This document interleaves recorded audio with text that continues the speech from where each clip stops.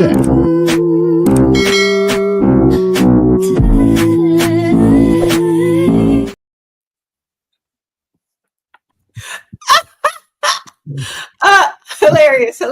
Hilarious. I don't know if anyone heard that. I didn't. It's okay. It's that kind of episode. Daredevil dropping F-bombs. We're dropping S-bombs. That's how it is. Thank you for clicking on our faces.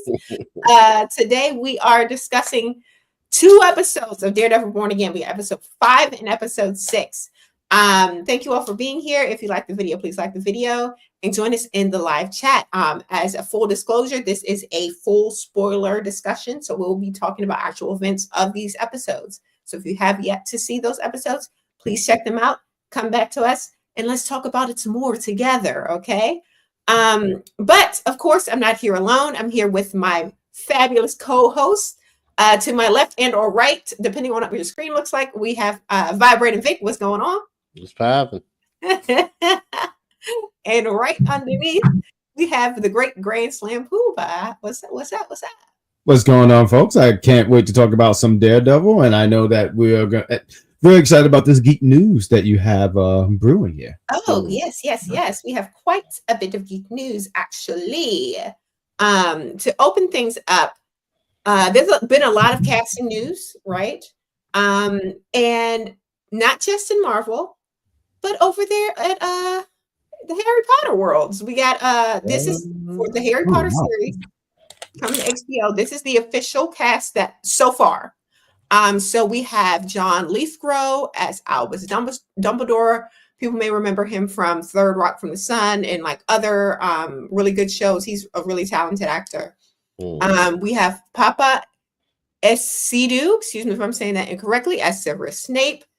Very controversial. The interwebs, as you can imagine, is very divided with this casting. We also have Janet McTeer as Minerva, and we have Nick Frost as Hagrid. Now, I feel like isn't this the guy from Shaun of the Dead? Is that same actor? I think it is. He looks just like him in case it's not, but he looks just like him. But how do you guys feel about this HBO Harry Potter series coming out in the casting so far? John, what was the first name that you said? John Glow? Lithgow. Yeah, no, I'm familiar with him because of Shrek. Oh yeah. Yes. Right. I'm not big on Harry Potter, but I think it's cool for everyone who's involved. And look, there's the things like what's the red team called and the blue team? Gryffindor? Yeah, see, I don't know that stuff, but I know those are big things, and I think it's fantastic for everyone who. When I went to Universal Studios a few years ago, I was on that train, and I was like, "Oh, this is the Harry Potter train." Yes. That's why I got. I don't watch the stuff, but I think it's cool. I think it's fantastic. I mean, but my question to you, because you are into the Harry Potter world, right? Are these individuals who have been in the movie? No, they're completely. The movie is like how I swear the movie's got to be like 15 years old at this point, at least, right? Okay. So more than that. Has it been more? It feels like this. I feel like it's 15 sound about fair because I feel like the last one was 15 years ago. It's just I feel the universe, the movie universe was over 20 years ago. Because I think the first one was in 2001. So yeah, it's been forever. So I'm glad that they are refreshing it, for a newer generation, because I'm a big Harry Potter girl. I know a lot of people are, and you want it to continue. So I'm here for the show, even though I wish that they would have did something not necessarily centered around Harry Potter per se, but just in that world. But I feel that maybe the lack of success or what was that one that came out? Something Creatures is escaping me right now, but it was that was the movie you recommended for me. Yeah, I enjoyed it, but a lot of people didn't, and it wasn't, it didn't make that much money. So I feel like that probably scared them off from doing more. That was a spinoff, right? That was like a spinoff off of Harry Potter. Correct? Exactly. Okay. Something that I wish they would have did with the show, but they're doing the books just like they were in the beginning of the Harry Potter. Harry Potter franchise. But we also have more casting news.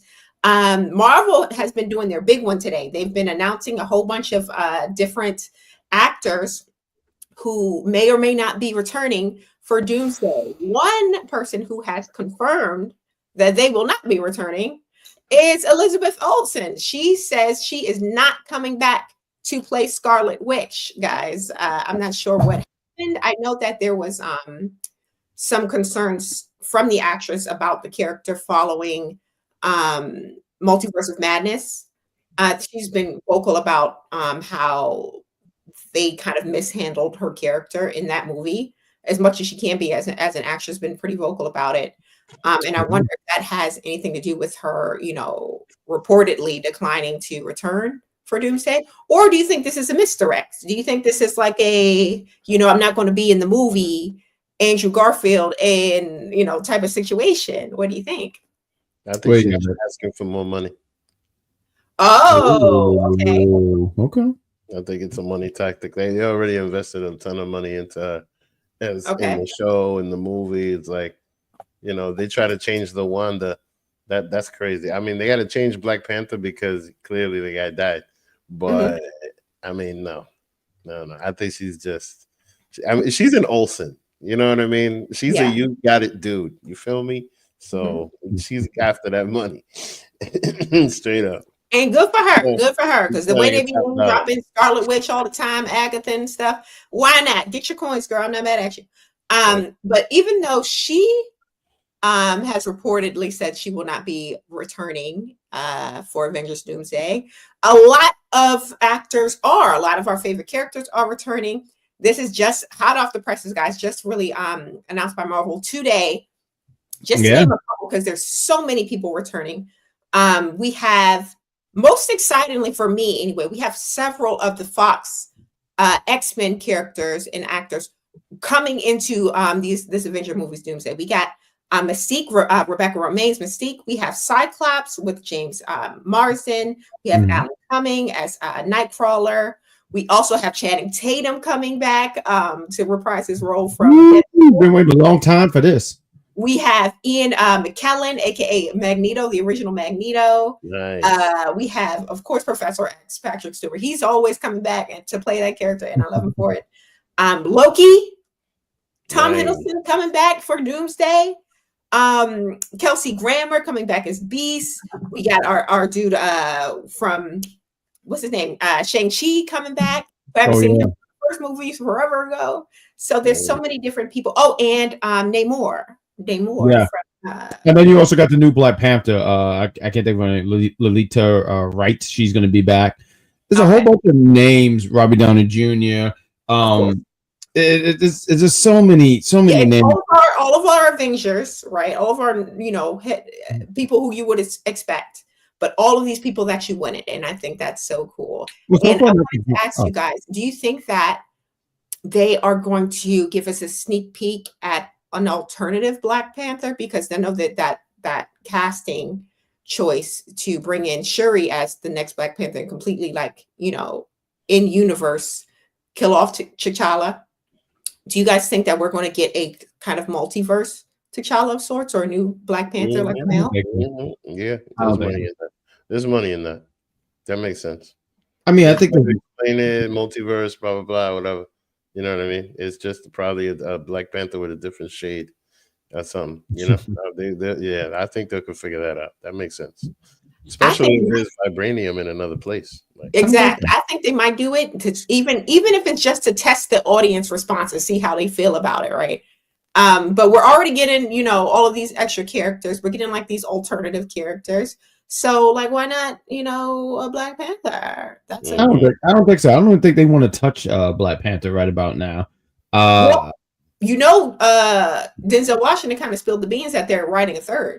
And I heard about that. I don't know what his role is going to be, but I did hear about that as well. I mean, I think I've heard something about a potential, but I don't think they're going to do it in this movie, because I just think there's so much going on here where we have another character and he gets how much screen time? I just personally don't think that. Is there money? Sure. But do I think so? Nah. All right. Well, thanks for chiming in with us. If you're here, please like the video and join us in the chat. We are about to go into full discussion of Daredevil. Real quick, I'm so sorry, I didn't mean to interrupt, but if you go to was it IMB whatever, like for the actor? Oh, because we're talking about Daredevil. They said he's supposed to be in Secret Wars, and I just think that's fantastic. Secret Wars, not Doomsday. Oh, Doomsday. I'm sorry. Oh, maybe it was Secret War. I don't know. I just thought it was this one. I just think it's exciting because I was looking up names because I just think it's interesting. Real quick, and we'll get into Daredevil. I just think it's interesting that we see all these names and we don't see no Spider-Man, but I think they're holding back some names. That's what I want to say. Okay. Yeah. They're probably still working it out with Sony. You know, that might take a little longer. I'll be honest. I think Secret Wars is starting now. No, Secret Wars not releasing until after Doomsday. Doomsday's coming out in 2026, so next year. Secret Wars not coming out till after that. So well, I mean to say I think Doomsday is starting now. You know, I think this show is starting to put seeds for that story. Let's get into it. Okay, all right. Well, let's talk about it. So, in episode 5, we get like a little, a bank heist episode. It honestly, tonally, it felt a little different. It didn't feel like a Daredevil show for me. It felt like a little. I don't know if you guys felt the same way. Well, it felt like a little mix of both because he was being a lawyer and then he was being a Daredevil. So yeah. Especially at the bank heist because he was basically trying to talk his way out of it. But the crazy thing is that in the beginning he was just trying to get money, and look how they wrapped in Kamala's father. I love that. Yeah, Yusuf. I honestly love that a lot, though. I love it's something about bringing in different properties, universe, however you want to word it, into a certain show, and especially when you think about Miss Marvel, which was more lighthearted, right? Like, yeah, they had some moments, but Daredevil was very intense. Like, people like get choked out and punched in the throat. I just thought it was interesting to see her father into this particular episode, and I liked it. I liked it a lot, and it also showed the connection of this MCU. Like, because I think sometimes people be like, "Well, is this all connected?" And it's like, yeah, it is. It is, and it's interesting because he had a lot of TV time. Yeah, he had a lot of TV time. So. I mean, got into his history and all of that. So, like, Now, maybe I'll be the pessimistic one. I didn't much like all of the scenes. Like, when they get into the part where they're introducing, or not really introducing, but when they're having that discussion about Matt Murdock applying for the loan, and then they just kind of shoehorn in, Miss Marvel, and it just felt like a little overdone, a little too Disney-fied, a little too, make sure you mention this other, character that we own so we can, potentially make money off of that. They had the damn Funko Pop on the table. It just felt a little too like murky and shoehorned into the episode for me. Mm-hmm. But I can appreciate the character. I think after that particular scene, it flowed well for me. But that one scene where they're specifically talking about, hey, here's the Funko Pop. It was just like, what is this, a commercial for the damn Funko Pops? I felt that was. Well, it was a reminder to let you know, like, and after you watch Daredevil, go check out Miss Marvel, by the way. Yeah, and she's in, California doing her thing. They're talking about Jersey. And, there's a lot of, New York, New Jersey talk in the show. And clearly they're in New York. So, but I don't know. Do you guys in New York, spend a lot of time talking about New York when you're in New York? We talk about all the time. We talk about Brooklyn all the time. He's talking about New Jersey. We badmouth each other. They're all different worlds. Like, I'll give you a perfect example. People from Queens will not step foot in the Bronx. Okay. I have, but it's unfortunate.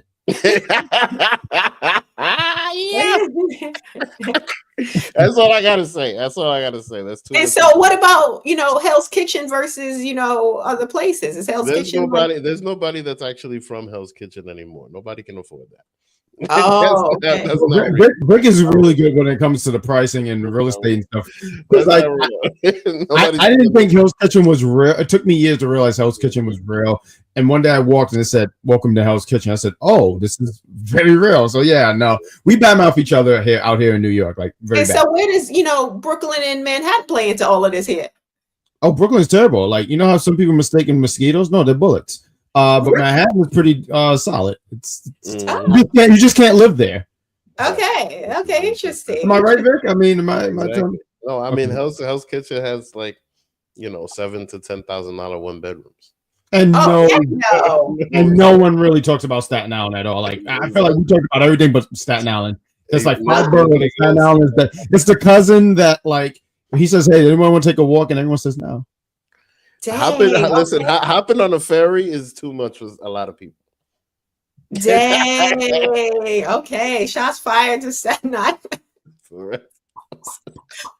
Okay, but yeah, they did, connect him and Yusuf over, Jersey City and Hell's Kitchen and all of that. But at the end of the day, Yusuf was like, look, this is my job. I'm the assistant manager here, and I cannot approve your loan because y'all taking on cases and y'all ain't got no money, bruh. Like, it's nice to do all of that nice stuff, but I can't approve this loan. Unfortunately, that's when we get the crew coming in to rob the place. We get these Skittle masked warriors coming in. You know what? See, I commend you because I was on Twitter. Someone said, "Damn, the Power Rangers are really down." There was a color. It was the colors of the rainbow and a whole bunch of Irish guys. I think the only one was missing was pink. No, it was very Lucky Charms. You know what I mean? A bunch of rainbows. That is so hilarious because it's so hilarious because I know we're cooking right about now because I know Vic meant no mean to be like racist because this is the luck of the Irish. Well, because this is they're all Irish. Is that it is happening on St. Patrick's Day? I was joking, Vic. I was calm down. Don't fight me. But honestly, the mask coloration is very smart because you're not supposed to use your real name when you're robbing a bank, so you can just look at the color mask. Hey, red. Hey, yellow. Hey, green. Hey, blue. Yeah. So makes sense. But yeah, apparently these night vigilantes, these mask criminals, they are connected to Lucas. I think they say or Luca, who was one of the gang members from previous episode who Vanessa sent Cashman out to offer that 1.8 mil. So I'm like, I'm confused as to why they're robbing a bank to get the 1.8 mil. Or I thought that money was something that Fisk was offering those that particular gang. So why are they so hard up for getting this money? Do they owe that money, or did Fisk give them the money? I'm confused, right? I don't know. I was confused. Yeah, I'm not too sure about that. I don't think Fisk gave him the money, and it was something. It just seemed like they wanted. So I would have to watch this back, but it just seemed like they just wanted to do this just to get like Fisk because there was something they said. One of them said something about the old man is out of business or something like that. So I don't know if it was just them just wanting to do something just to try to make a name for themselves. Okay. Well, because Matt Murdock was at the bank at the time. He just left, but he heard some stuff going down. He turned right on back around, played the whole "I'm a blind man," gig, whistling, coming through the window, coming through the door. He gets taken in with the rest of the hostages, and a little kind of discussion takes place. He's saying to the robbers, "Hey, if you off any one of us, your charges jump. You get 25 to life after that." Mm-hmm. And that's when they gave him like this like nickname. I think they called him the solicitor or something. Yeah. You're right. And they're looking for the bank manager. The bank manager ain't there. All we got is the assistant bank manager, aka Yusuf, aka Miss Marvel's daddy. And they tell him he's going to open up the vault in the basement. He don't know the code. He's just the assistant manager, but they don't know that he doesn't know the code. Now, Matt tells him to stall. Then we get a couple cool fight scenes. After, of course, Matt says he got to go to the bathroom. Him and one of the colored masked individuals go down. It was the red one. I just thought it was amazing that it was red for him. That's all. The Red Ranger, him and the Red Ranger start wrecking in the hallway, and they're having like a lot of like stairwell fight scenes this season. I think this may be like our second or third one we get so far this season. That's a good eye because I didn't peep that, but I think that's just them realizing like, we had something from like earlier seasons. Let's just utilize it more and bring that back. I mean, that fight sequences are always so fantastic. It's always so great. And I just wanted to go back a little bit earlier because I feel like we always talk about these episodes, and I just wanted to talk about visuals. And I think visuals are cool in Daredevil. So stuff where like how you talked about his hearing, and how it just like it focuses on him, but everything's blurry. I don't know. I know this is like episode 5, and it's like, oh, now you're just talking about it. But I just think stuff like that is fantastic. I agree. He actually had to use his hearing skills several times in this episode. Once to hear the robbers, actually robbing the bank, and another time to open up the vaults because after his fight with the red one, he goes down to Yusuf, who he ends up saving Yusuf's life, and at which point they decide that it's best to show up back with something because it's going to buy them more time.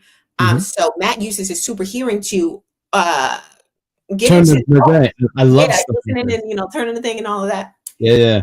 They pull out this like orange colored diamond. It's a Chaos Emerald. Oh, that's what it was? You're lying. I'm joking. I'm a Sonic the Hedgehog fan, and you believed me. I don't know. It did kind of look like the Soul Stone. I ain't gonna hold you. It looked like it. But of course, during this whole process, we have the cops outside. They're doing that whole, give us 2 hostages, give us you got to give us something before. And it was just at that time that they decided to no longer negotiate. They come banging through the bank doors. Chaos ensues. Red, who is the ringleader of sorts of our little, gang here. No, it was it wasn't Green. Yeah, Green. Yeah. Green. He blends in as a cop. But he thought he got away with the little diamond thing, but all he got is a little piece of candy from the bank desk. And the robbers had an end. They had an end with one woman who was pretending to be hostage, but the whole time she was in on it. She thought she had the diamond, didn't get the diamond. But before the scene with Green, I thought this was a really good fight scene too. Him and Matt Murdock. Matt Murdock leaves the scene of the crime. He puts on a mask, the red mask, and proceeds to kick this man's ass in the streets of New York. He jumped on this man's leg. My God. And snapped it backwards. I said, wow, okay, this is what we're doing, Disney. Bro, I sat here and I was like, yo, Matt didn't have to break that man's leg like that. Like, beat him up, sure, but the jump, like, he literally... Yes. And I'm like, he's just pissed off he had to fight again. He's pissed off that he had to put I think Matt, I kid you not, I think Matt loved this. Matt loved it. He gets aroused. Like, his man boobs go like this. But no, he actually looked rusty in that fight. I thought he looked rusty. Okay. And I feel like they were trying to portray that because I think in other times he would have just taken that guy down easily. So that guy that come back, that's a good eye. Like it just felt like he was taking a lot of hits, and something about it just made him look rusty. Because I think that was one of the things that pushed him over the edge to beat somebody up. Because mind you, he could have, at least the old Daredevil would have thrown a couple of sticks and had everybody out of there in a minute. Okay, you know what I mean? Like he went through that whole process, and then I don't know. He just felt like somebody that had ring rust, for lack of a better term. No, I think that's a fair point. I mean, because he doesn't he depends on the law to take the law to take over and stuff like that. And now he's getting out there and putting the law in his hands. So I can see what you mean by that. But nonetheless, Matt still won. Oh yeah, definitely. He still won. He just felt like he had trouble. I mean, maybe I just give him too much credit to kick ass. You know what I mean? But still, like and you know what I think too? I do think that when he has the suit on, it helps with the blows. Because I mean, so he's you're really hitting flesh, so you're feeling it more compared to his armored suit. But I still think that you made a great point there. I agree. That's an interesting point. But also another interesting thing I noticed about the episode. We had no Wilson Fisk. We had really no. How upset was you see this? At all. Yeah, this was strictly a Matt Murdock episode. I wouldn't even say Daredevil. He was fighting, but he was fighting as Matt for the most part. Yeah.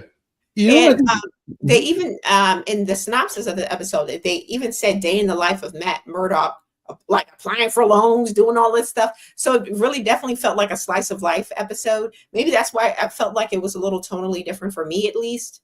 Yeah. I'm kind of mad he didn't get the loan though. Like, right after he done saved this man's life, you couldn't go ahead and okay the loan. I was tight behind that. You know what I mean? He did. You're right. He did deserve it, and even the guy like at the end. I'm sorry. The father of Marvel. Yes, thank you. he was like, "Hey, look, I still can't give you that loan." He's like, "No, it's all good and whatnot." And but I did want to ask you before we go into the next episode. I mean, this is episode 5, right? And I felt like each episode was a little different. Like we had a little bit of action. One episode was a court scene, a little bit more behind Fisk and his political aspirations. Okay. How do you guys feel thus far?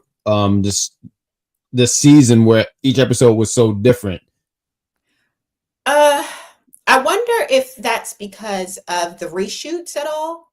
If yeah, because as everyone is very familiar with it, this had a very different tone originally, and a lot of people didn't test well, so they went back and did a bunch of reshoots. So I wonder how much of this like tonal shift is a result of them going back and changing and what was actually part of the original like show, right? I know from reports they said originally it was more like a drama, like a courtroom drama type of vibe. So I would assume like all of the White Tiger stuff was there. I would also assume that this scene on this episode was there because again, it felt different to me. But yeah, I as a viewer, I enjoy it, right? I don't really notice the shifts as much. I think it's interesting to see Matt Murdock in a different, him being Matt Murdock, him being Daredevil, him doing this, him doing that. I like it. But Vic, how do you feel about it? Well, it's called Daredevil Reborn. Or Born Again. Well, yeah, Daredevil Born Again. So like they're running through the story of him not trying to do it, going to the point of praying and trying to just be good and not be the devil. And then all of a sudden the devil rises out of the ashes. Plus, it's showing that he doesn't want to do it because of what happened to his friend. And his friend is what's connected the most in the last season. So I mean in the last, iteration of Daredevil, and then just gonna shoot away from that, and then have him in movies and other things. Clearly, because Miss Marvel's popping up already in this, and they're talking about Miss Marvel a lot. Yeah, to the point of merchandise for Miss Marvel. Exactly, and they clearly selling a lot of Funko Pops. Oh yeah, the Funko Pops about to skyrocket after this. People want to be getting the Miss Marvel Funko Pops for sure. I mean, but wait, you guys go to cons a lot. Like, isn't there always somebody with a table with a whole bunch of Funko Pops? There's always somebody. Yeah. Yeah. So I mean, I guess it's a big thing. Check out to see how much the Miss Marvel joint is worth now. But that brings us to the episode 6. Now, out of the 2, episode 6 was probably my preferred episode. I thought that one was really, firing off on all cylinders. We have our main antagonist. Oh, not let me not say our main antagonist. That's Wilson Fisk. But we have our villain of the season. A lot of that this episode. We have more Wilson Fisk that I love. That's my man. And hi, thanks for joining us. Hi. Sure, but yeah, there was a lot that happened this episode, and I wanted to ask you guys, out of the 2, which ones did you prefer? Well, 6, clearly there was a lot of ass kicking, and a lot more drama. Okay, and I feel like they split this up because episode 5 was the commercial and episode 6 was the episode.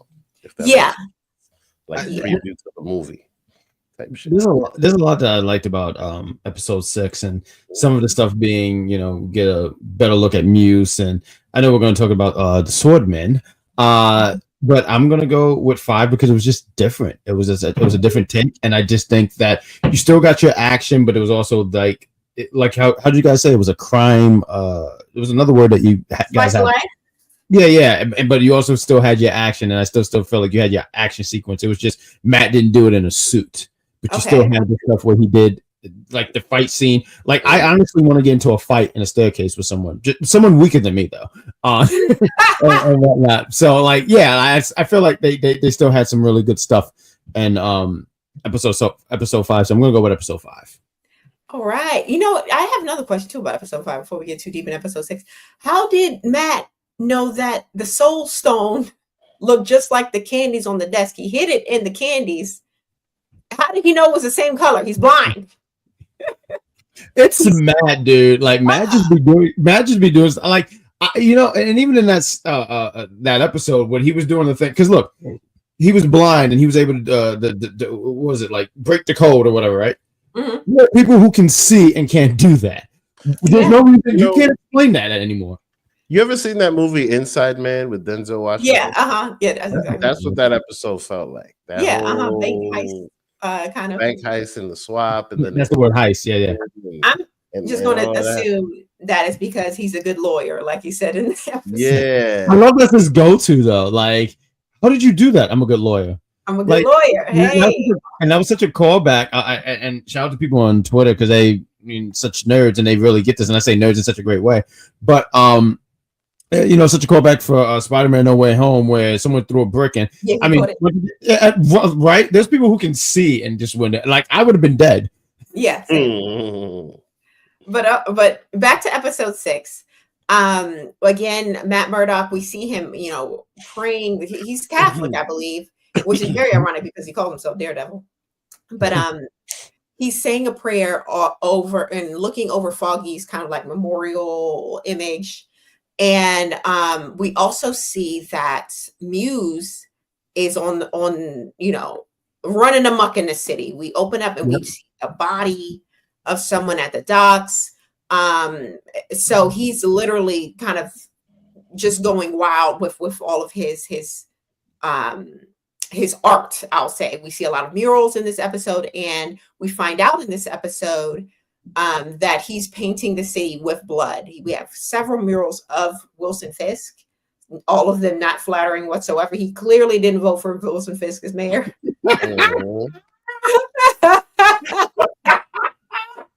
To be honest, I don't even think he voted, to be honest. Probably not. I don't know. He's so politically like inclined. Like every piece of art is like so political. I'm pretty sure he's a registered voter. They need to go ahead and check the registration list, see what's going on. Yeah, I think that's his way of saying this country runs on your blood, man. Like it's wild. But yeah, go ahead.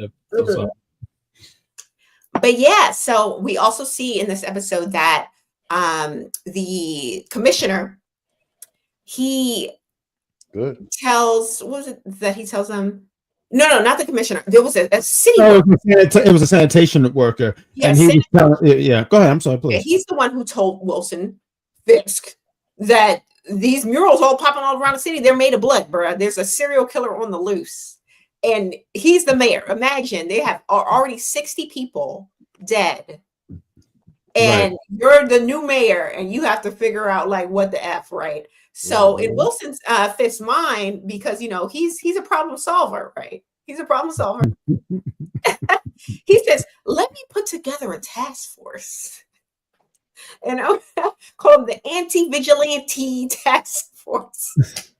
Brilliant, right? Yeah, anti-vigilante. But you gotta talk about the breakthrough point because he's having this moment. So he's supposed to be the mayor. Like how you mentioned, he's the mayor. He's supposed to come up with a solution for this issue, but he breaks down laughing before he goes into this. It's almost like he goes into a psychotic. I said it all wrong, but a psychotic break. Yeah. But we got to take a break to shout out our boy Silhouetted Animator. What's going on? It was great seeing you, my guy. Great seeing you. Hey, we're glad that you're here. And tell us what you think about episode 5. We already reviewed it, but we're doing episode 6, and let's hear your thoughts, sir. Please take the floor. So Wilson Fisk, he's coming up with a solution, and it's to put together this anti-vigilante task force, and it's with all the bad seeds at it really is. And we of course we have what's his name, our officer Powell. He's in there, and a bunch of other ones. And it's interesting to me because it just so happens it would seem that all of these people added to this new task force are people with the tattoo, right? Because all of their documents and paperwork noted that they had some kind of tattoo of sorts, and they all seem to be within this subdivision of the police that have that Punisher tattoo. Right. So pretty much Wilson Fisk gave them the okay to do whatever they need to do in order to bring in this, serial unaliver. So much so that he said that they get all the overtime and they don't even got to wear body cams. They can just be out here. That's wild. Right, which is crazy. Very. But real quick, I just wanted to mention that, and I don't even think I remember the exact term Fisk used, because I forgot what I don't know if he was the commissioner, but it was a police guy. I think he was the one who he outed in episode 2 or 3. With Break Baby or the Secret Child. Yes. But he said something over the line, because he said, "Oh, these are the bad apples," like how Silhouette saying the bad cops, and he said, "I just want to say they're motivated individuals." So it's like, what? What? Sorry. I mean, he's learning. You know what though? He's learning the art of spin. Yeah. Ooh. Really good at the art of spin now. So the said anti-vigilante task force, aka target practice for Frank. Well, it's more target practice for Frank, because Frank will kill them all. But so that's kind of what's going on with Wilson Fisk. Not only that, he and Vanessa are hosting this fundraiser in order to bring some extra coins for the renovations that need to take place at the Red Hood. Not the Hood, but is it Hook? I always want to say Red Hood. Red Hook. Red Hood is from DC. Cedar Superior. I know that's my man. I know it is. I'm surprised you haven't cosplayed as him yet. Oh, you know what? I never did a gender bend cosplay, but maybe that'll be my one. Give it time. You'll rock it. Go ahead. At this fundraiser, again, he needs some money. I don't know why, because they just gave away $1 million, but of course it's going to be multi-millions to fix this place up. So yeah, I understand. But they have all the big wigs of New York City come together for this fundraiser. Of course, Vanessa is there, right? Because she knows how to peruse with the money. She used to work at an art gallery. She knows her way around people with funds, right? And they use this as an opportunity to try to, again, garner funds for this project at that place. But in attendance, we have our boy Jack, aka was a swordsman. Whoa! AKA. That's funny. I gotta say, it was a lovely surprise seeing him though. And I don't know why I didn't think he would be in this, and that's why I said in these last 2 episodes, I just think it was so cool that they had touch on Miss Marvel, regardless of how you feel about it, and Hawkeye, because this is where this guy debuted. So seeing him and he was talking, and it took me a minute to look, and I was like, that looked like Swordman, but and question too, I'm sorry, because we're reviewing this episode. I feel like there was I don't know if it was episode 5 or 6, but did we see someone with a sword? Actually, that was the beginning of this episode. Yeah, okay. on that right. newsreel, he was showing on his phone. That was him. Okay. I feel like the adding of Jack here, right, was more tastefully and done than the whole shoehorn in of Miss Marvel. That one felt like a little more push the merch type of situation. This one felt more organic, and I can actually believe that, okay, this wealthy man in New York who is also seen at auctions in Hawkeye would be at this fundraiser. That makes sense to me. It seems more organic. I would have also loved to see, as I mentioned before, even the show even came on, Kate's mom. Yeah, she got the money now. She's a criminal in the street. She works for Wilson Fisk. I would have loved to see her in. Was she locked up? I don't think she got locked up in any episode. Did Bishop's mom get locked up at the end of Hawkeye? I believe she did. She got locked up because I remember. I feel like she did, because I think we all thought Jack was going to be the bad guy, and then it was revealed to be her, and then she got he's confirming she is arrested. Oh, she's arrested. But guess what? She's in the city with the best lawyers around. She got off. She got money. She got Wilson Fisk by her side. If Wilson Fisk can get out of prison and become mayor, she can get out of prison and make an appearance in this goddamn show. I'll tell you what. But then I don't think they're on good terms. I'm sorry, because I don't think they're on good terms, because didn't she betray him at the end? I'm sorry. It's been a minute since we all watched Hawkeye, so please forgive us for asking these questions. I don't remember the details. Yeah, facts. I've been drinking. I don't know. This is the questions you should ask. You want to look them up. Right. So please help us out. Correct. It's correct. Say I'm correct. This is why we do our battles.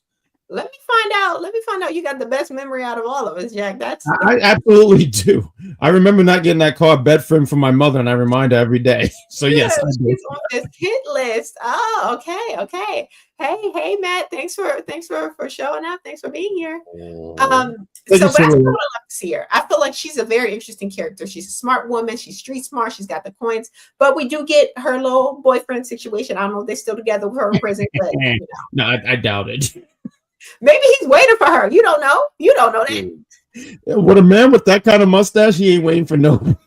That's hilarious. He ain't waiting for nobody. He could be loyal like Wilson. Wilson Fisk would wait for Vanessa. Wilson Fisk has no facial hair. He's loyal to. He's a loyal man.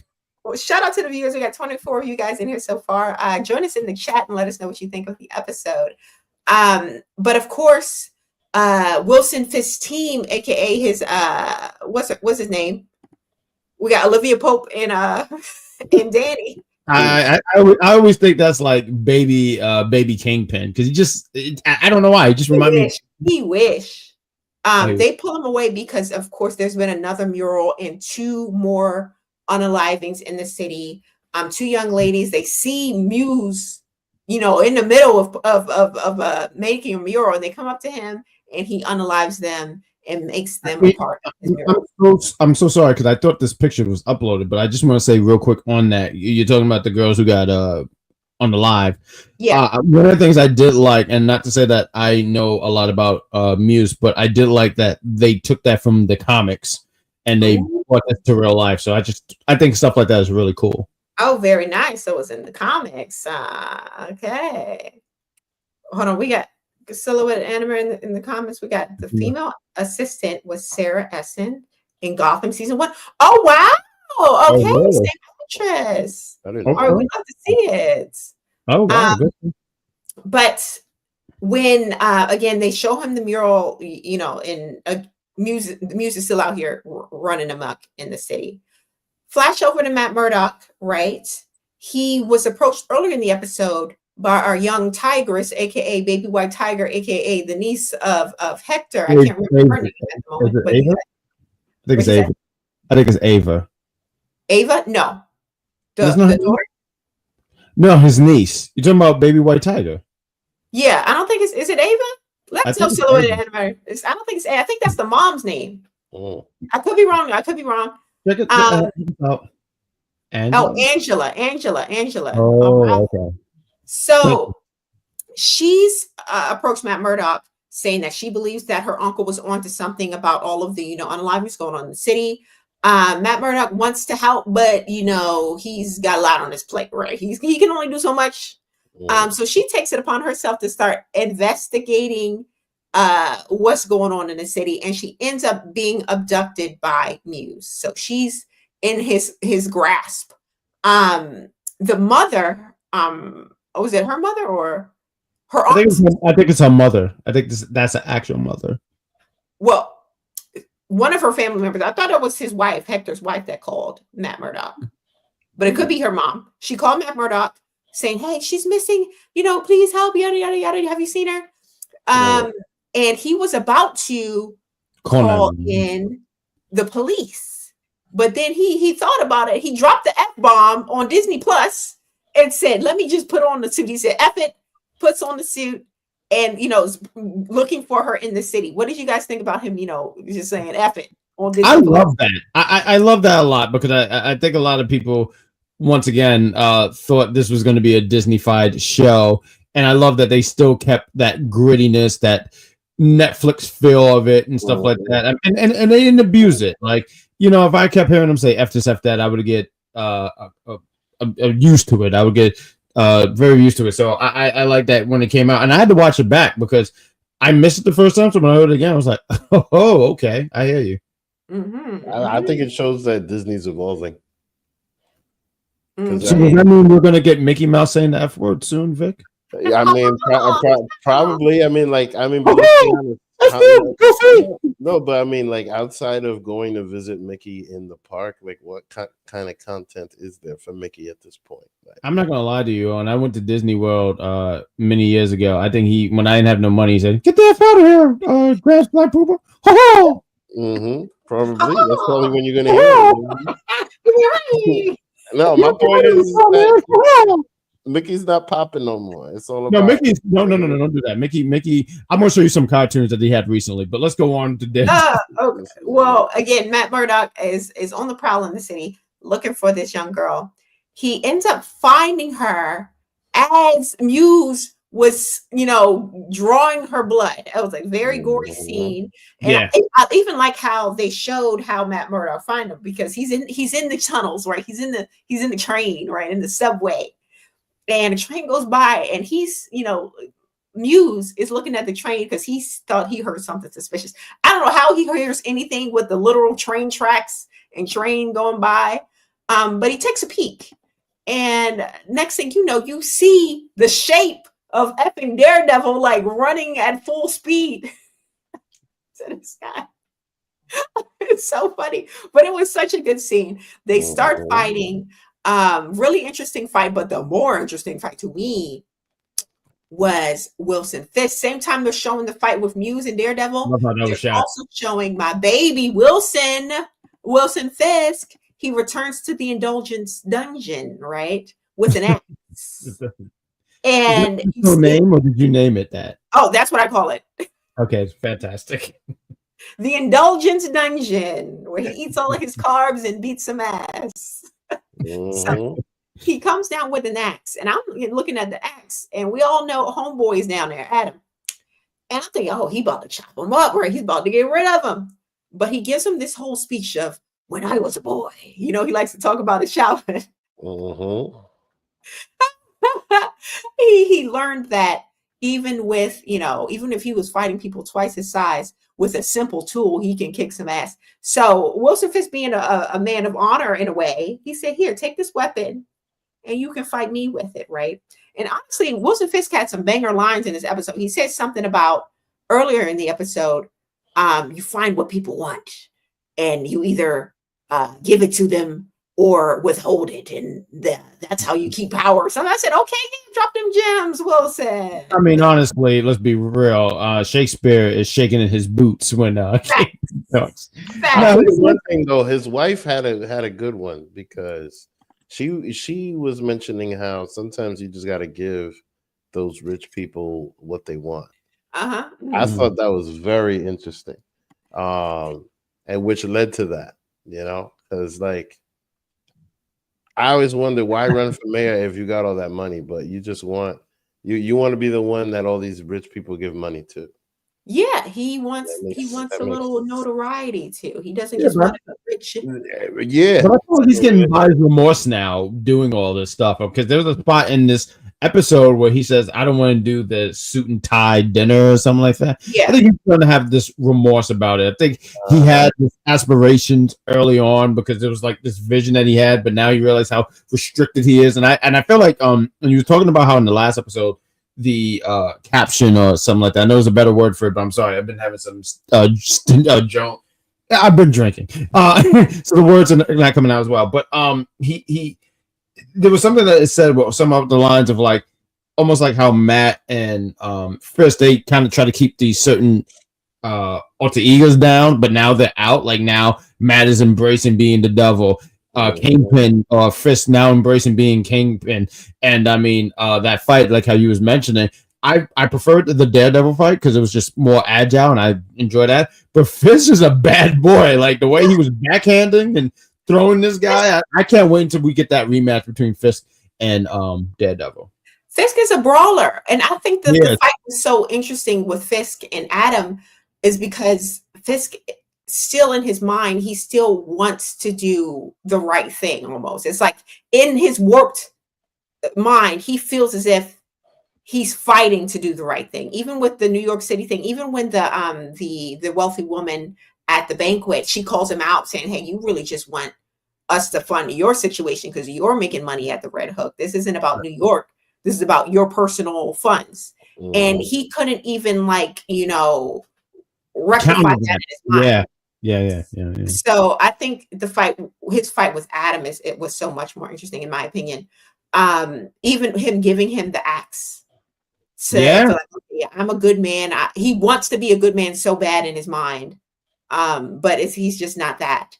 And when Adam, of course, has Adam even eaten? Has he had a sip of water? The man is like dehydrated, malnourished. He's going on adrenaline. I don't think he has. Right.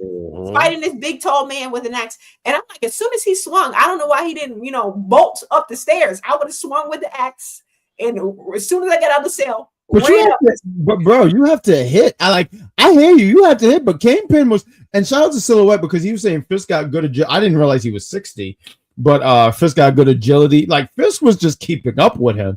That's because he was trying to fight him. You got to outrun Fisk. He's not fast. Run up the stairs. I don't know, but listen, you're running on adrenaline. So like he hasn't eaten. How long has Adam not have eaten? He's gonna run. But he's not going to go much further than Fisk. I mean, yes, Fisk is not fast, but he's also have been eating. Yeah, that's true. But at the end of the day, yes. This is a big man, and you can run up them stairs faster than him. I'm sorry, Adam. You're a thin man. Yes, you're malnourished, but I think you still could have beat him. But I think things were shot very well, though. How they both side by side in a way. But yeah, like they cut to the scenes. But I did want to ask you guys because I only just recently got an idea who Muse is. But how did you guys feel about Muse thus far, seeing who he is and his fighting against or his battle against Daredevil? Okay, so I honestly thought he would do a little better, only because he's in there heavy lifting these grown men into this, in the tunnels. But maybe he's just an artist. He's just a strong guy. I think he's a scroll. I don't think so. Why do you think that? I'm interested. Why do you think the way he got up, and the way his bones just clicked right back in, and all of that, and something just felt not human. Okay. You know what I mean? Like I think, and just the way that he got back up. I mean, that's what it told me. At first, I thought it was just some sicko behind a mask. Okay. But I think there's something deeper to this. That goes to something else. Clearly, like something with the blood and something else is it all fits in together like a puzzle. But I think it's a scroll. I could be wrong. I might be reaching, but I think it's a scroll. Nothing wrong with that. I want to know why. Why are all his why? Right? Does he also feel as if he's a good guy, like Wilson Fisk in his mind? Because all of his art is so poignant as far as he's trying to make a statement, and it's clearly some statement about the injustices that's going on. Because he had a mural for White Tiger too, but that looked more respectful, in a positive light. Yeah, it was more respectful. Had angel wings, and whenever every time he's painting like anything about the justice system or Wilson Fisk is always in a negative. So he has something to say. And I wonder why he's going to the point of, murdering people to do it. I can't wait till we get a little bit more about this. Do you guys get this? I mean, just by the little that you've seen of Muse, and I just wanted to highlight some of the silhouettes that he said. Muse remind me of Scarecrow bit and the Riddler from the Batman. Do you guys get that kind of vibe from him? I definitely see Scarecrow. I can definitely get down with Scarecrow for sure. Riddler, I don't know. I don't know if he's that smart. I don't know if he's as smart as the Riddler was. Well, I did a little because I'm just interested in the origin of him, and I'm and this is only just from what I remember. But it seemed like he's not like a human. He seemed like he's like a I don't think they called him an inhuman, but he has abilities and stuff like that, and like he can almost cancel out Daredevil's hearing in a way and stuff like that. That's why like this fight seemed pretty anticlimactic, and I was just interested in seeing what you guys thought, because I was like, if he's supposed to be the big bad, I mean, after getting his ass whooped like this, I don't want to see him again. Well, I don't. Wilson Fisk is the big bad for sure, but okay. He had to get away because he got to kill Heather. I still feel like he's about to get rid of the girlfriend. I still feel like he's about to get rid of the girlfriend. We haven't seen that payoff. All we saw is who we believe to be Muse asking for an appointment with her. We have not seen that appointment yet. So I knew he wasn't about to be done and out. So, yeah. But yeah, I think it's interesting. I just want to know what are his motives. Okay. I want to see what happens to the mafia guy. Oh, okay. I thought that was going to happen in this episode, but nothing happened to him yet. Like, because Fisk is mad at him. Yeah, he's pissed off. Yeah, I thought he was going to kill him already, but we'll see. He's still. You might be on to something. He might eventually do that. I think he's trying to hold back because he's the mayor. But I feel like we're starting to see Fisk like like just he's starting to embrace the Kingpin. Yeah, he's gaining weight. You see, he's ripping through his jackets. He's eating them carbs. That's a good point. Yeah, he's fighting these these urges to be vengeful, but he's losing. And even when he was fighting Adam, he screamed "Mine!" Right? So Vanessa can never leave. That woman is in it. Mine. Yeah, she can't go nowhere. Poor woman. But I have one question for you before we guys end the show, and let us know what you think about it in the chat. Does anyone know about Wilson Fisk's indulgent dungeon? Does anyone know about it? Does he just go off into office space and they're like, oh, he's just always there working for hours? Or does someone know? Someone has to know. I feel like Vanessa would know. Somebody has to know. I don't even think Vanessa, you know why? Because Adam is there and she would know that. I actually think this is one of his goons, but not Vanessa. I don't think anyone knows. I don't. I think this is where Fisk can just embrace being the Kingpin. I don't think anyone knows this place exists. Somebody has to lie for him. I agree, Silhouette. I agree. I think only Fisk. I don't know. Somebody has to lie for him for something like that to happen, and for you to be an elected official like that literally needs Secret Service on you at all times. Like somebody's covering for him. But I wouldn't be surprised if it's the the mini me. You know what I mean? Daniel. No, I don't think, if anybody, I'm thinking, what's his name? Cashman. Cashman might know. Who's Cashman? I'm sorry. Which one is that? The one who looked like the henchman from season 1 of Daredevil. Oh, okay. Yeah, he might know. And he also kind of seems to be Vanessa's like little henchman too. So I don't know if he would tell Vanessa that. So I don't know. It's we'll find out. And possibly could the indulgence dungeon be somewhere in the mayoral home? Because how the hell is he sneaking off all of this time? Like, could it be in his office? Like he, pulls a book and it opens up to the dungeon. I mean, he's got a lot of properties, so Yeah, I think this is like some hidden place that he only knows about that no one would even think to look at. And but it has to be somewhere that he can reasonably be. Yeah, where no one will question it. He's the mayor. He can't just go off, in the cut somewhere for hours and nobody's like, "Hey, who the hell is it?" That's fair. I mean, I think we're adding real life into it because, right? But I think I'm just looking at the comic book world. He might be like, "Yeah, I'm just gonna go grab me a omelet and sausage or whatever it is that he eats," and then he just goes in and beat the hell out of Adam. Well, hopefully we find out in these next couple episodes. I don't even know if we're meeting next week. Silhouette, is there going to be a new episode next week? Yeah, or is there a break in between? Because they gave us 2 episodes this time, so that usually signifies it's about to be a little hiatus. Right. I think we agree. I want to say we are because I know we're like 2 episodes. I think we got 2 more episodes left to review here of this Daredevil show, which has been fantastic, and I think easily in the top 5 of Disney Plus shows. All right. Yeah, we'll talk about it. We should rank them at the end. But that was the episode. You said we got 1. We saying 1. Yeah, this one on the first. Really? Oh, one episode?